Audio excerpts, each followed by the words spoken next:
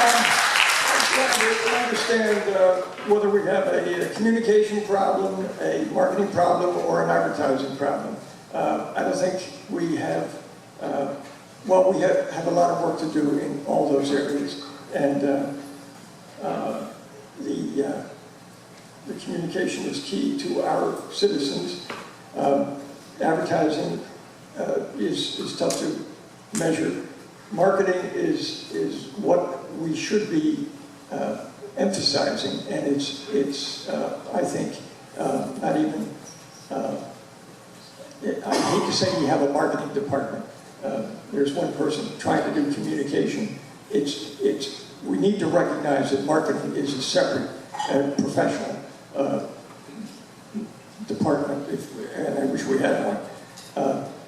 So we need to have management recognize that we need to do more marketing for our city. Thank you. So I do think that Ben is doing a good job, given that he's got a really big job and he's only one person with limited resources. I wouldn't even know where to grade him on that. I absolutely agree with both Tom and Richard in the search engine optimization. We should be coming up in beach searches. Our website is I mean, that I would give a D. It's really poor. It's difficult to find what it is you're looking for on our website. We need a centralized calendar for our city. We need to have it so that not only city events, but community events. We also need to take better advantage of NAPC and NAPC's email list. We should be putting information out to the neighborhoods and to each individual person, or into the individual residents. As far as additional marketing, I go to the Dogwood Festival every year. Last time I went, there was, and I don't remember if it was Tallahassee or Jacksonville, but they were out there. They were recruiting in Georgia to bring people to their city because there's no state income tax and properties are cheaper. And we could do very similar. We've got great cottages and people would love to be here. Thank you. Thank you.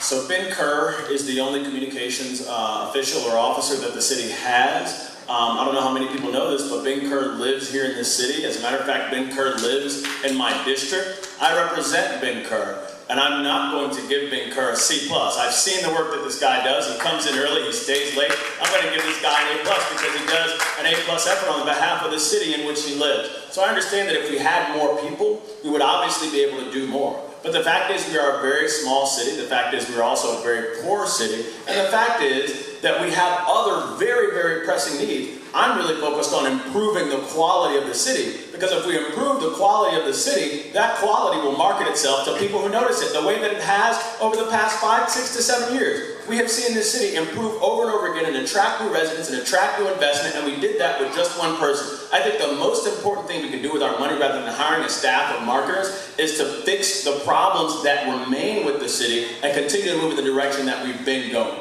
Thank you. Thank you.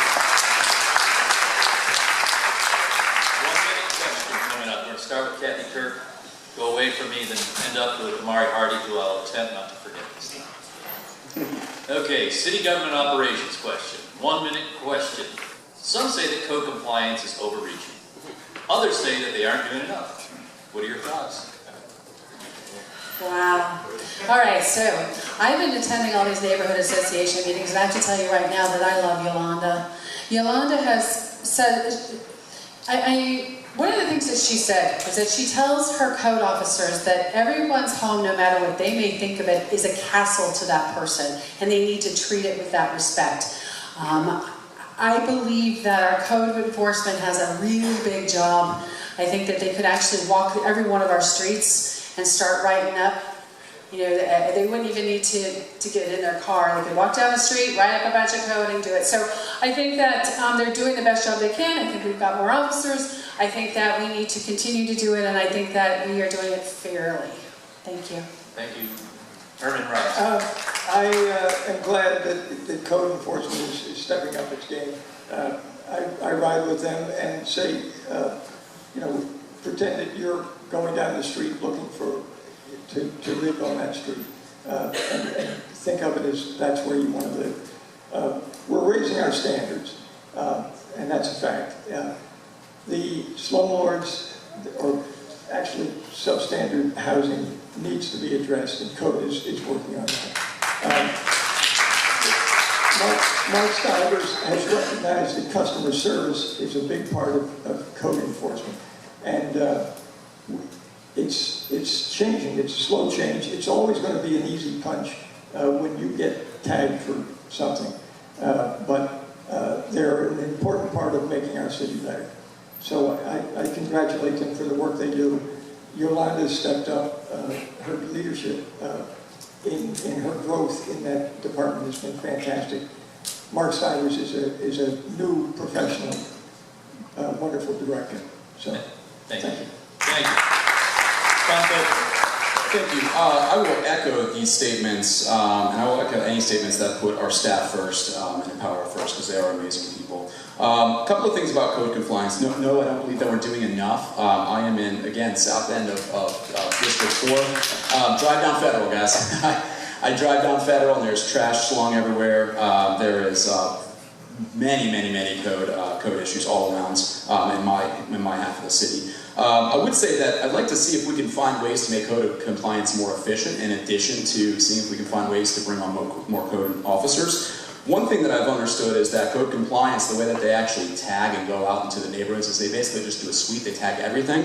I'd like to see us focus on worst case first, especially with safety as part of the problem as well. I'd also like to see if we can bridge the gap, and I'd like to be part of an effort to bridge the gap between PBSO and code enforcement as well, bring on some sort of formal relationship there. And one of the easy ways that we can do this is, a lot of people don't know this, if you call PBSO but don't leave your name and don't do a report, the report doesn't happen. But the report is actually how they build the data and evidence in order to be able to declare some of these properties nuisance. So that's really important. Thank you. Thank you. Richard Garcia. There's a problem when they go out and do a sweep with code enforcement, they're tagging a Christmas decoration in the median in South Palm Park.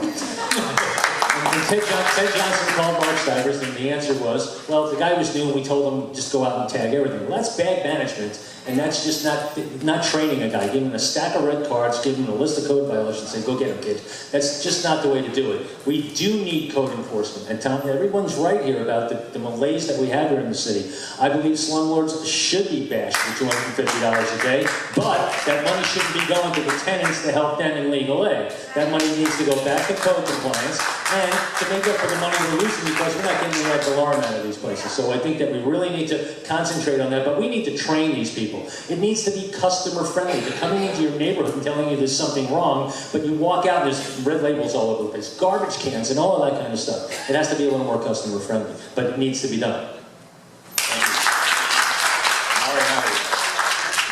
Thank you.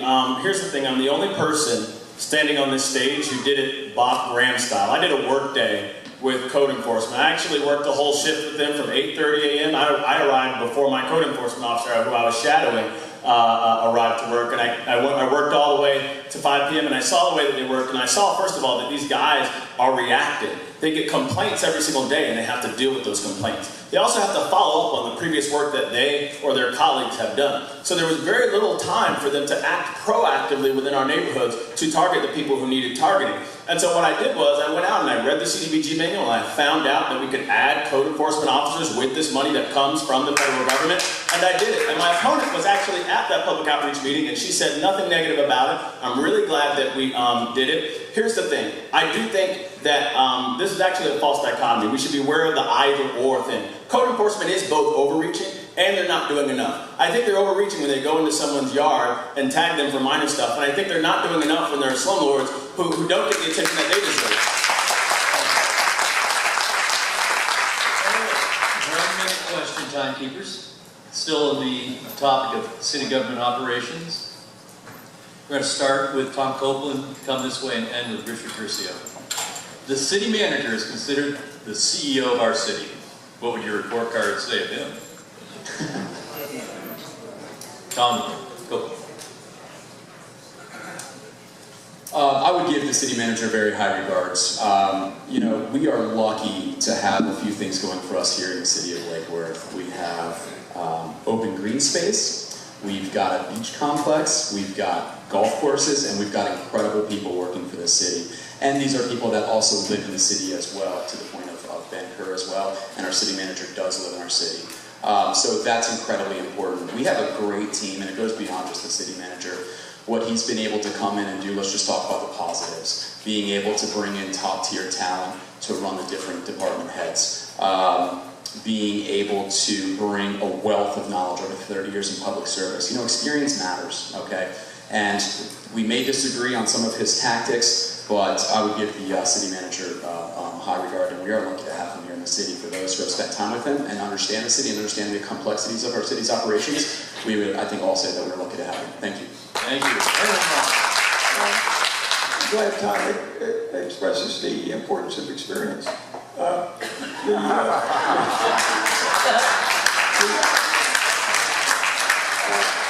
Our city manager works very hard, and he's built a terrific team.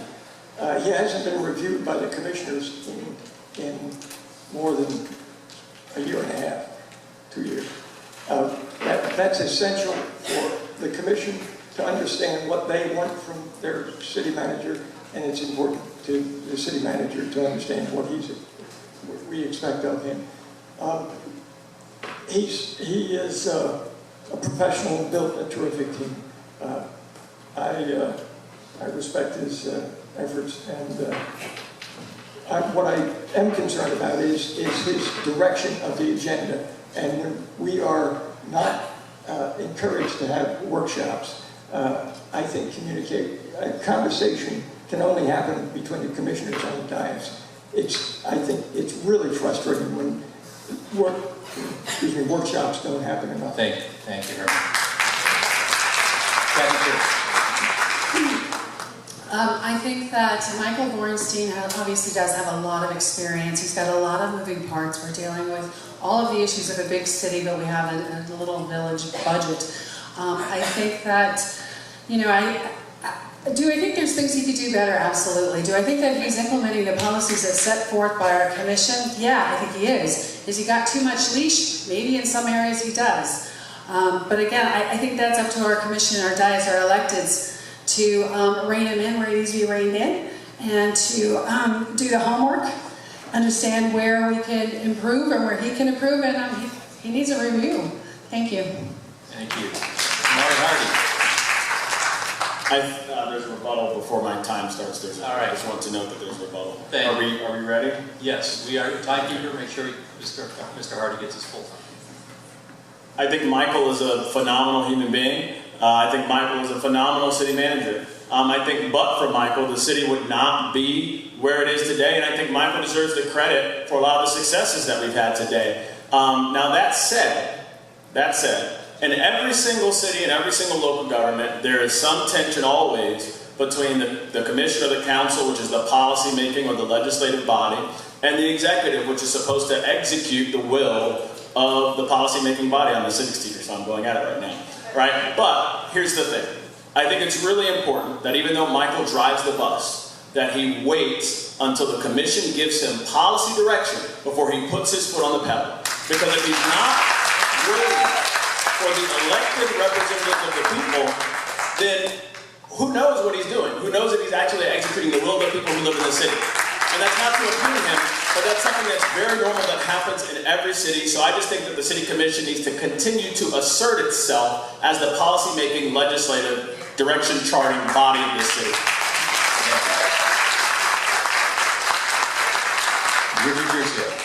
And there's the rub. The city commission does not have control of the city manager.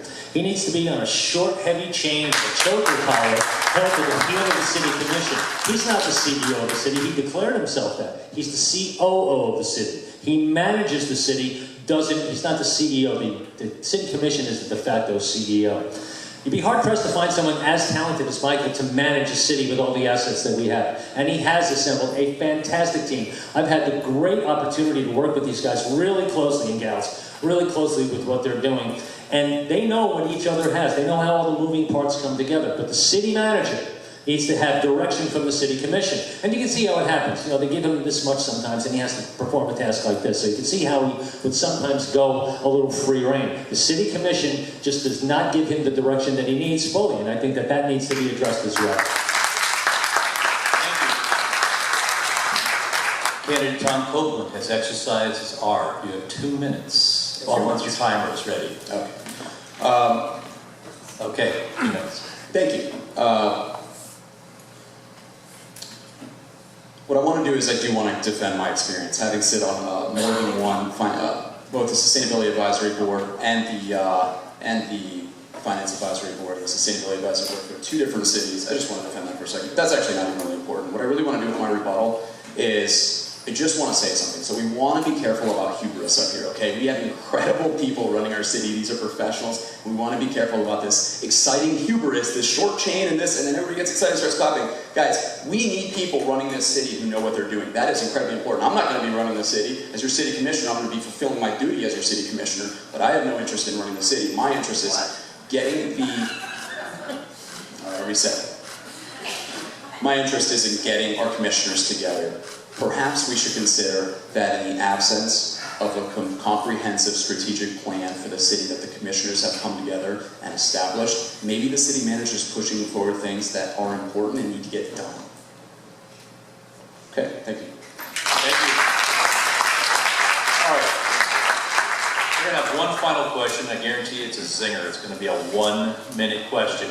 And then the candidates will have 2 minutes to finalize their thoughts and comments and present to everyone here who's been sitting here being an extremely great audience tonight.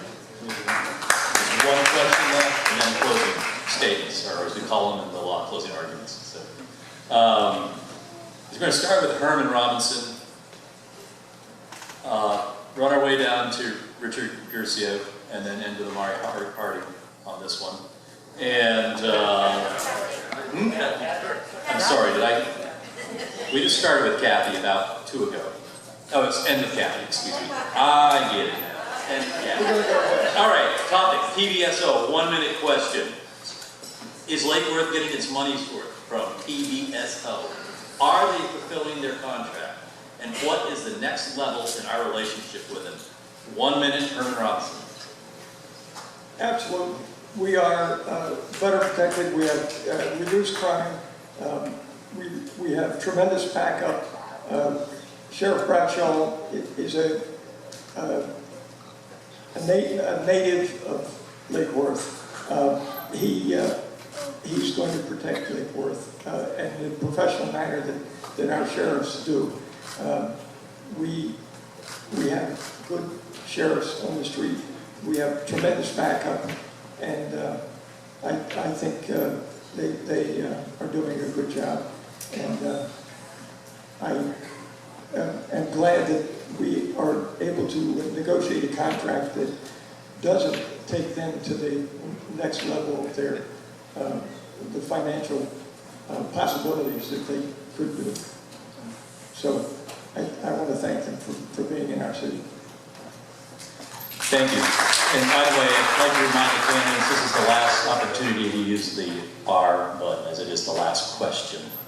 Thank you very much. Tom Copeland. Okay, so I think we're absolutely getting our money from PBSO, and what we want to recognize is that our city budget, so we are a $200 million city budget, more than half of that off the top goes straight to safety, and that is a fundamental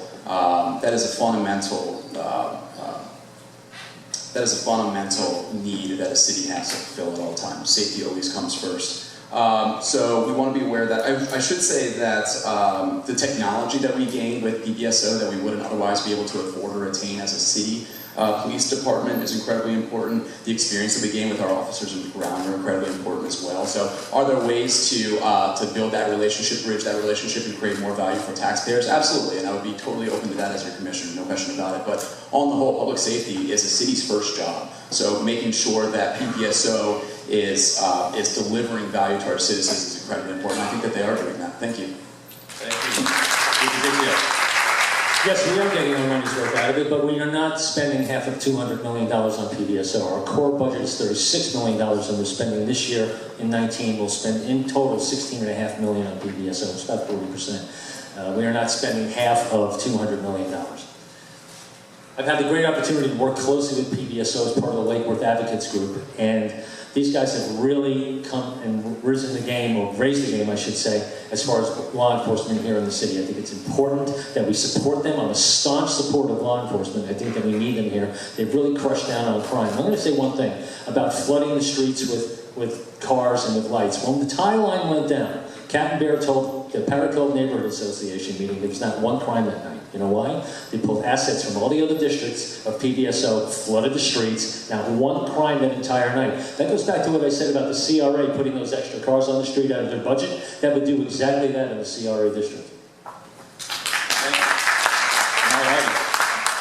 We are absolutely getting our money's worth with PBSO. As of 2019, we actually have more deputies per 100 persons here in this city than any other area that PBSO serves, and that's a good thing. And by the way, every single contract negotiation, PBSO is able to increase the value of their contract by up to 7%, and they've been very fair with us. They've come back and they've asked for less than half of that a lot of times. So we are definitely getting our money's worth with PBSO, but we're also doing it by using technology. This commission spent $300,000, which is the price of 2 deputies, right? And with those $300,000, here's what we're doing. We're using cameras and we're using license plate readers to catch criminals in the act, right? So we started with 10 HD cameras in what Captain Bear calls the hot spots. We've had over 400 arrests on the basis of those 10 cameras. We're going to get 20 more. We started with 2 mobile license plate readers. We had over 70 arrests, people with stolen vehicles who are coming in the city to commit crime. We're going up to 22. Every entrance and exit to the city is going to be covered. We are using your dollars wisely with PBSO and with the technology that they use, which is important. And that's why the crime rate is down 27% in the first half of 2018. Thank you.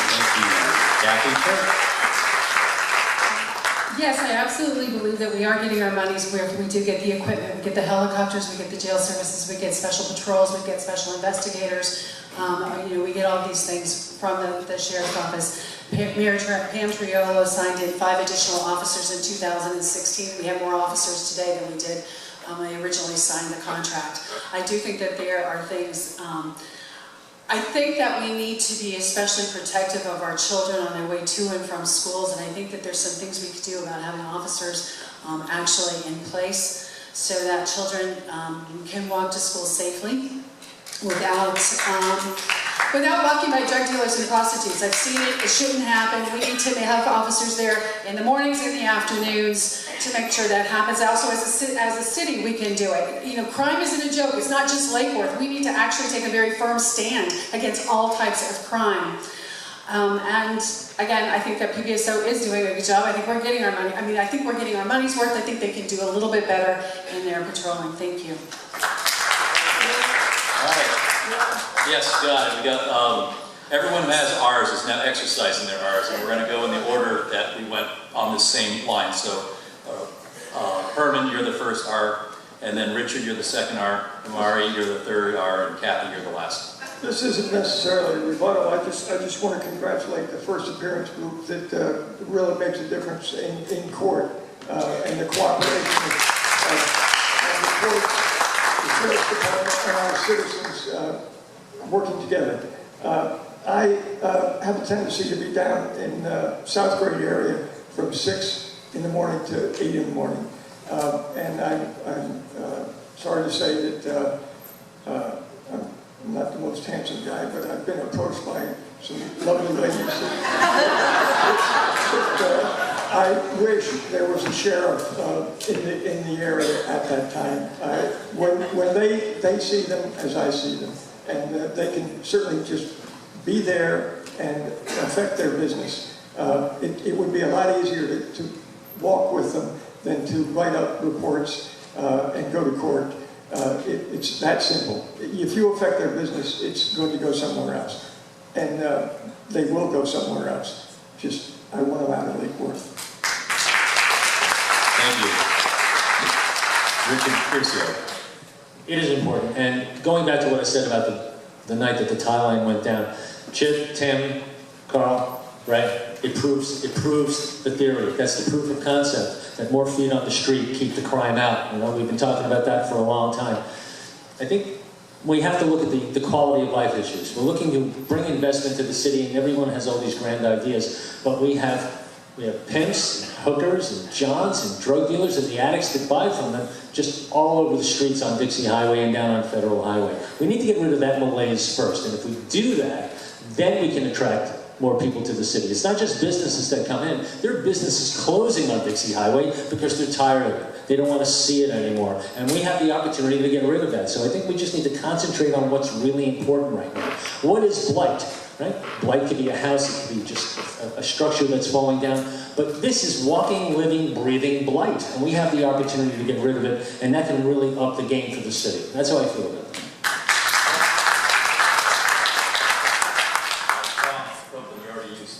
Oh, okay. Yeah, so Amari Hardy. Sure. The first thing I'll say, let's talk about quality of life issues. I've had many a conversation with Captain Bear about focusing on quality of life. And here's the interesting thing. Our public defender has actually come to the city and approached our city manager and said, hey, you guys need to do something differently because you guys are leading Palm Beach County as far as municipalities that have arrests for quality of life issues. And as a public defender, she obviously would not like to use her staff time for those, what she considers to be minor issues. But here in this city, we consider them to be major issues because they affect our lives, they affect the safety of our children, they affect what our children see. And that's really important. And, prostitution, to me, it's a demographics problem, right? What we need are more people in the city who are engaging in honorable activities, who are displacing the people who are engaging in the dishonorable activities. And as Captain Bear has said over and over again, prostitution and these low-level offenses are often a long-term redevelopment issue. And so I think that we need to continue what the City Commission has done. We approved Lake Cove, 57 homes. We approved the Mid on Dixie Highway, 230 luxury apartments with young professionals who are going to be there displacing the dishonorable activities that are happening there. In addition to that, I do still think that we're getting our money's worth with PBSO. At the Florida League of Cities, I got to hear from other cities who are arguing with their local police departments and with their other cities about who pays for the officers that are now required at their schools. Right? And so I had the pleasure of telling some of these city commissioners and mayors from Broward County that guess what? Each one of our schools has a school resource officer or a deputy there from PBSO, and guess what? We don't pay one dime for that service. We are getting our money's worth. We're getting more than our money's worth. In fact, I'm going to be quiet in case Rick Bradshaw is listening right now.